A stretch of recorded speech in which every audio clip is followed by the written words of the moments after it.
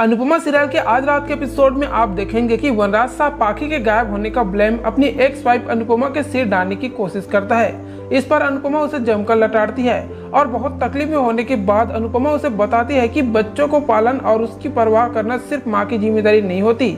वह वनराज को बताती है कि उसने अगर अपनी बच्ची को घरेलू हिंसा से बचाने की कोशिश की है तो इसमें उसने कुछ गलत नहीं किया है। इस पर वनराज कहता है कि क्या हुआ कि अगर पाखी का पति बुरा है, पति बदलते भी तो हैं।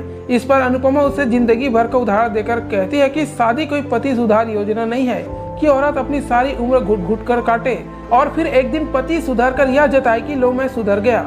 वनराज शाह के पास अनुपमा की इन बातों का कोई जवाब नहीं होता, वह चुप हो जाता है।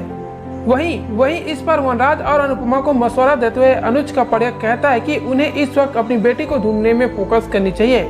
घर के हर सदस्य की हालत पाखी की याद में बिगड़ने लगी है।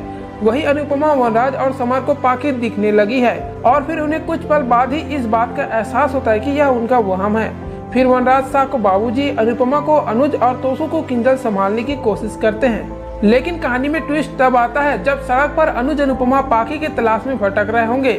तभी एक पुलिस ऑफिसर आकर उनके पास रुकेगा। वह बताएगा कि स्टेशन के पास एक लड़की का एक्सीडेंट हुआ है।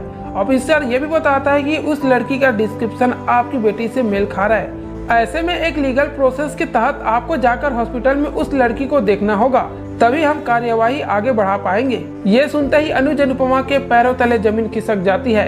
अब अनुपमा सीरियल के आगे एपिसोड में देखना होगा कि क्या अनुज अनुपमा हॉस्पिटल जाते हैं तो उनको पाखी दिखती है या फिर कोई और। तो इसके आगे जो भी अपडेट होगा हम आपको देते रहेंगे। तो सीरियल अनुपमा के आगे अपडेट के लिए चैनल को सब्सक्राइब कर लीजिएगा।